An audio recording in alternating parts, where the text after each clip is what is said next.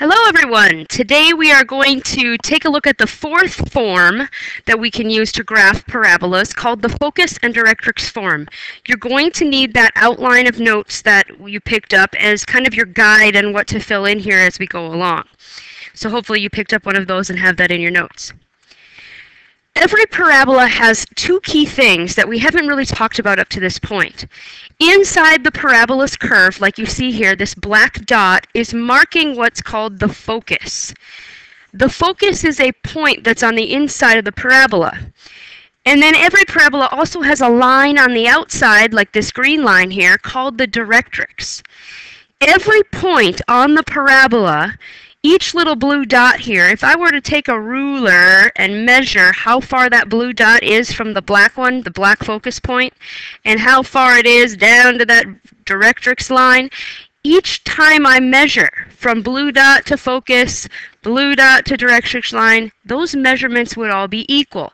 The parabola is getting that curve shape because the parabola is a set of points that is equidistant from a fixed point called the focus and a fixed line called the directrix. It's curved because each point on that parabola has to maintain that same distance.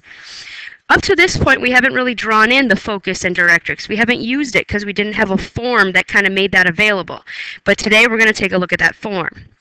Think about that focus point kind of like the inside of a satellite dish here. When the signal comes in, it comes in like this and gets reflected off the parabolic shape. Satellite dishes are kind of like a parabola from the side and gets placed into that receiver here.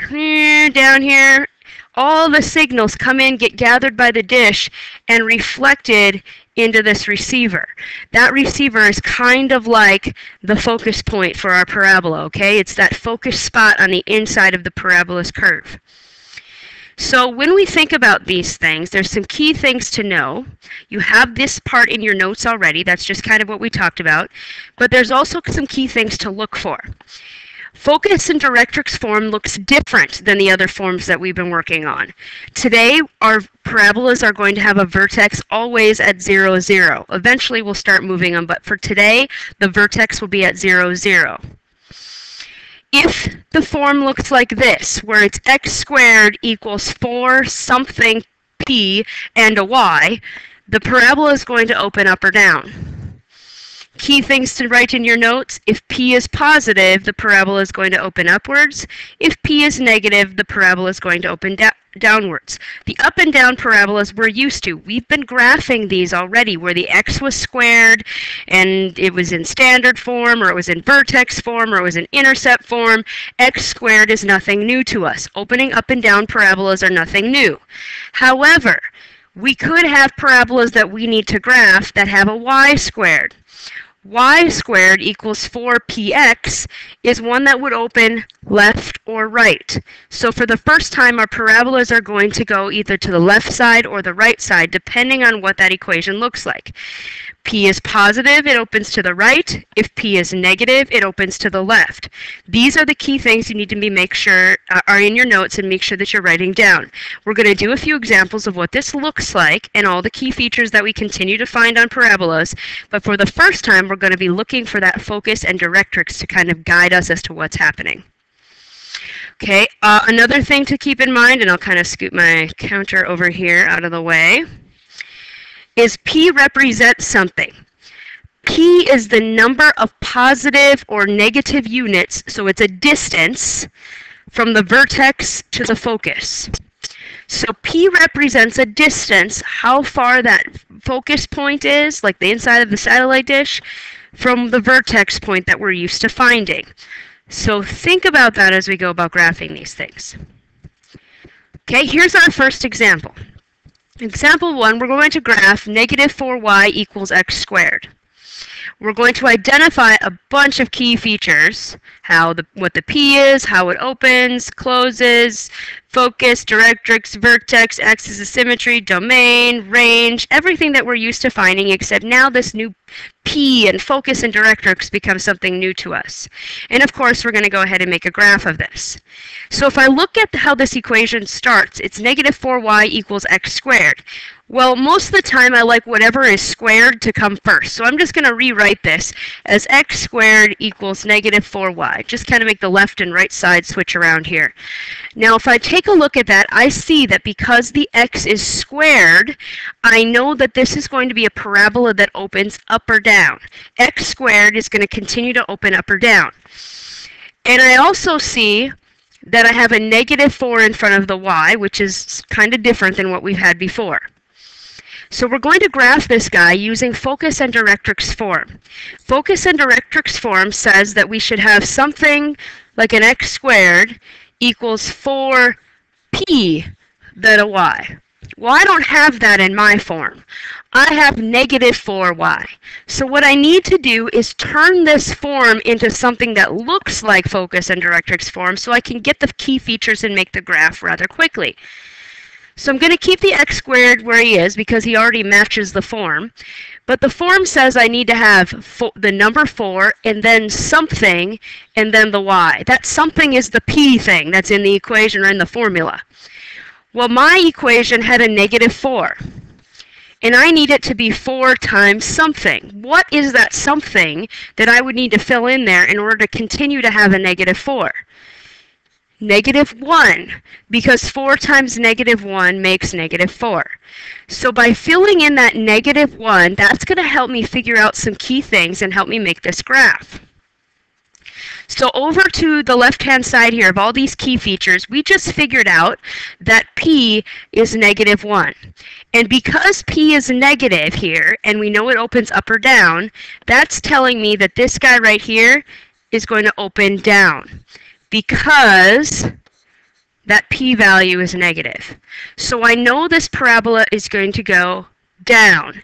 I also know that the vertex here, guys, is going to be at 0, 0, because I told you that at the beginning. All of our vertices today, or all the vertex points that you're finding on your parabolas are going to be at 0, 0. So I know that my vertex is at 0, 0. I also know my parabola is going to go down some way, shape, or form here, because that p-value is negative. So now how do I figure out how to draw the rest of this? Well, the next in my list is the focus point. The focus point comes from figuring out that p. See, p is the distance that the focus is away from the vertex. And here's my vertex. We already know it's at 0, 0. P is the distance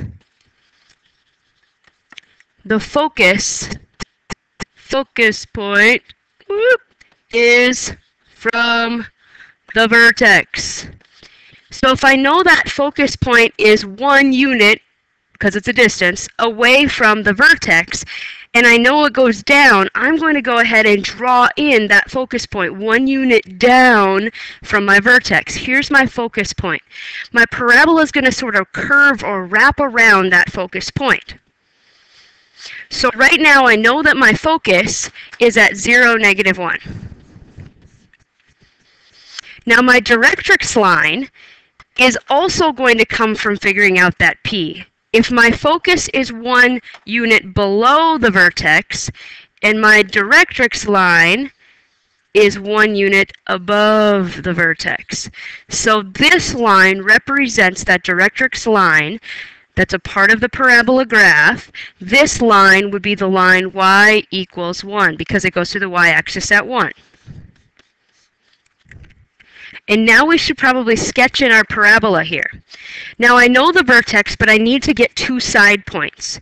And the nice thing about focus directrix form is that you can figure out where to put those side points based on the way the equation looked at the beginning.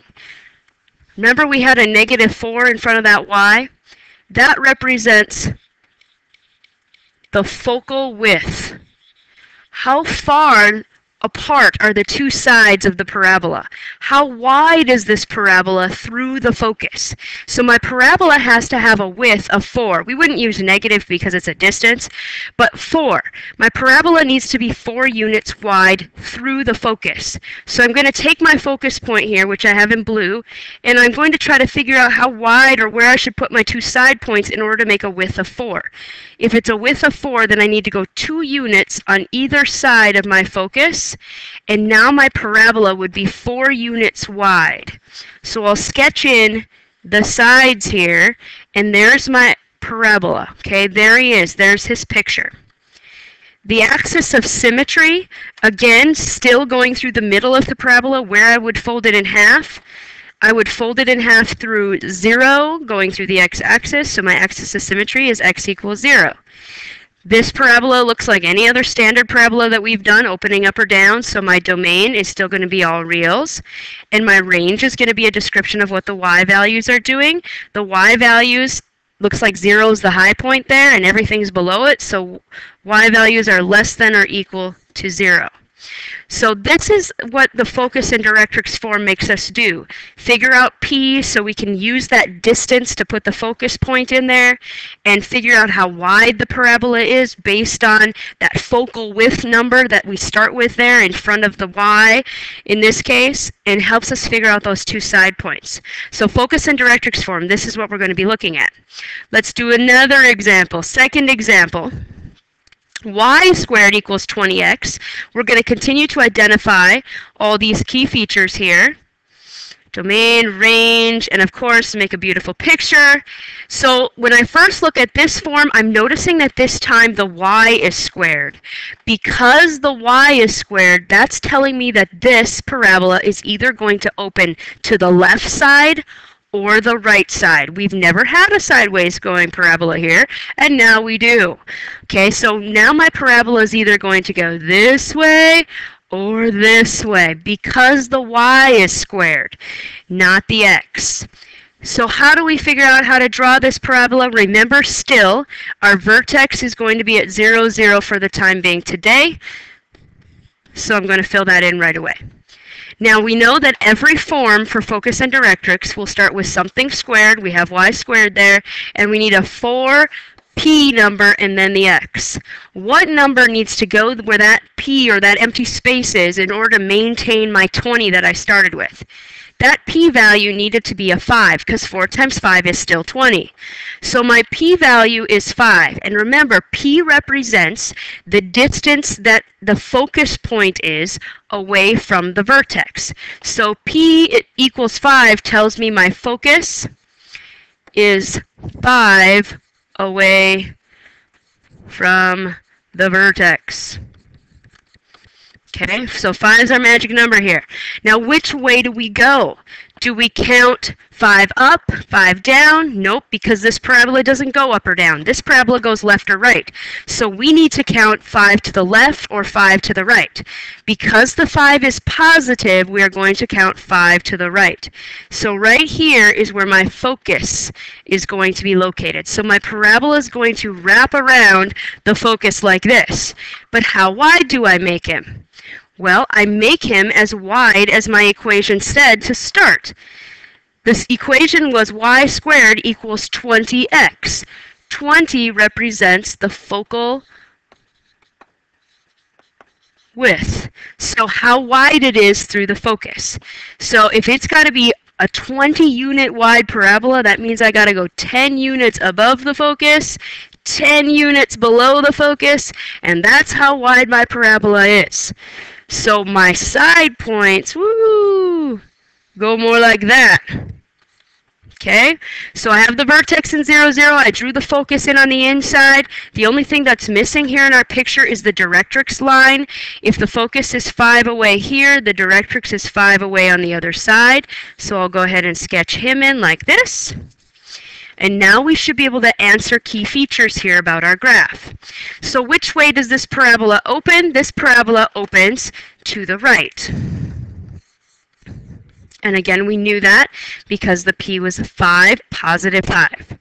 Where's the focus point? The focus point is at 5, 0.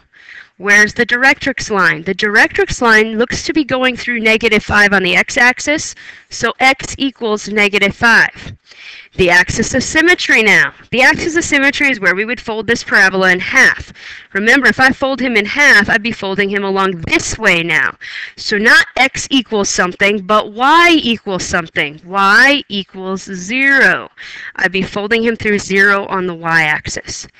And now domain and range are a little different as well. Because my y is squared and not my x, because this is going left or right and not up or down like we normally would do, the domain and range are different, in fact, kind of switched around from what we're used to. Because this parabola goes left or right, our domain and range are going to switch roles. So in this case, my domain is not all real numbers. My range is all real numbers. I can see parts of this parabola are up here at the positive y values. Parts of this parabola are happening down here where y's are negative, and therefore all of the real numbers are happening on the y values this time. And my range, I'm going to still talk, or my range is all reals. My domain, I'm still going to talk about x, but what's happening with x? Well, it looks like this parabola only happens on the side where x values are positive. So starting at 0 over to positive x values. So my domain is going to be x is greater than or equal to 0. There's no parabola over there on the negative side of the x-axis. Okay, so new stuff for us, focus and directrix form. It takes a little getting used to. It's all about finding that p-value. We'll continue to work on that a little bit later. Thank you for watching and taking good notes.